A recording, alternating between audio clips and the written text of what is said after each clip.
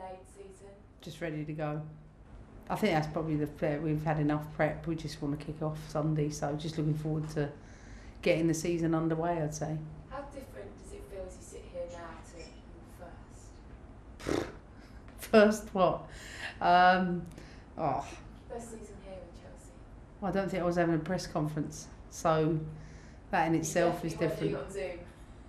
I definitely weren't doing it on Zoom. I doubt I was even doing anything in person. In fact, I don't think I was doing any press at all. I don't know when that introduction came in, but we definitely weren't doing any press. And what's the one thing that's changed most about you in that time, do you think? I've aged. I've aged. What else? Jokes have got worse. I think that's probably fair to say. Anything else? No, that's about it. And when you sit here now on the eve of the season, can you believe how much it has changed? You joke about press conferences, but when you walk out on Sunday. Yeah, I think maybe I don't stop to think about it because we're just having to do it all of the time. So as far as I'm concerned, we already do too much. Probably not enough for you guys. But way of managers, when you're always coaching every week, the last thing we want to do is so much press, but we know we need to. So I remember there was a day when all we wanted was press. So you have what you wish for, yeah? Yeah, listen, it comes with the territory. Like I've always accepted that. And I'm just ready for a barnstorming season. How disappointed are you? And it's a hard one because it's been quite an emotional week for a lot of people, but that momentum that was being built to last week and then to have to sort of put it off.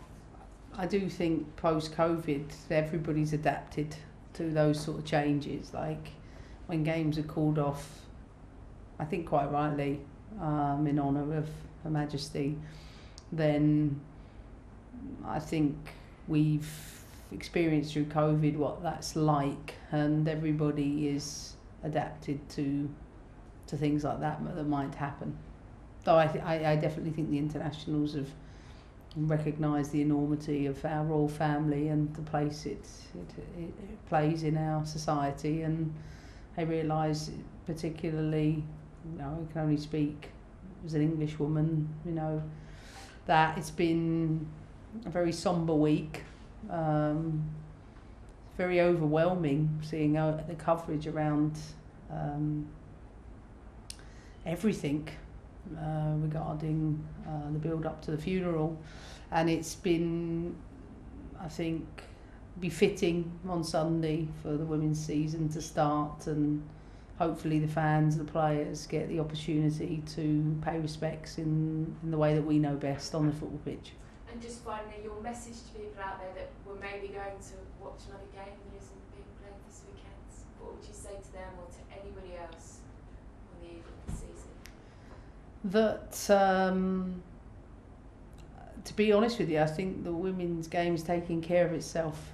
I think the summer is another demonstration of the quality on show, and I think that's been building in the WSL, and I've said many times before, I think it's the best league in the world. I think it's the most competitive, and I think that every team has strengthened, and that this is another year where the quality is going to get better and better across the board. So it's a great day out, cheap day out.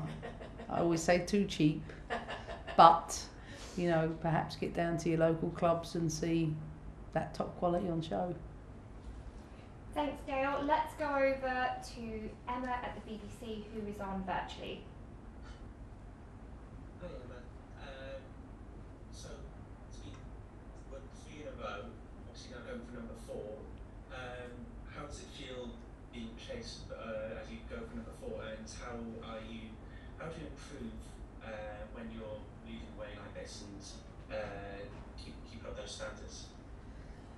Oh, I think that's always a difficult question to answer when you haven't kicked a ball yet. All I can talk about is the work we've been doing internally throughout the pre-season, and the work on ourselves, the work on our way of playing, and clarity around everybody's roles within that, the scenarios you have to face, from game to game. And it's been a really enjoyable pre-season where the team, I think, are as prepared as they can going into the opening weekend. And I think we just really need to kick off to see, how much progress we've made with that work in the summer weeks. Obviously, you talked about the delays, and obviously, saying it was right to delay the game because of what happened the news last week. How have the players reacted to that? And is it when something like that happens and there's such an unexpected delay like that? How do you sort of how do the players respond? What's the response been like on the training pitch? I think the response is the same for every human being, players or not, that our country has lost unbelievable service from a person who has given absolutely everything to her country during her reign. And for most of us, particularly that have lived within that, have experienced no other monarch. And the conversations, I think, take place in dressing room are the same conversations that take place in your workplace, which is nothing but deep respect and gratitude for someone who, as I've mentioned before, has done so much for this country. Absolutely. Yeah, I mean, in that context, it almost seems sort of trying to talk about football, but I guess one thing is that obviously you were supposed to be starting the season last weekend with a big home game at Stamford Bridge against West Ham, and now obviously that's been moved, and but in that context, it's a little bit of disappointment that you're not going to have that big sort of home game opener off the back of the momentum of the Euros and stuff like that. It's a bit of disappointment, a bit of recalibration, given that your start of the season, your opening game is going to be in quite a different context to the one that you thought it was going to be a couple of weeks ago. I think, to be honest with you, I don't get emotional about it one way or the other. For the right reasons, the game didn't happen, and I don't think it would be the last time that we will sell out Stamford Bridge. So as far as I'm concerned, more than happy to kick off away to Liverpool, because I support the rationale for why the games didn't take place last weekend.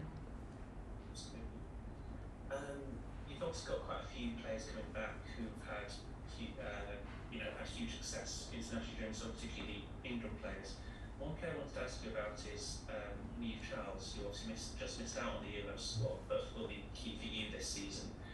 How do you think that she'll respond this season, and what does she need to do to sort of move up to that next level to secure a spot next summer in the World Cup? I think before a ball's kicked, that's difficult to remark about that.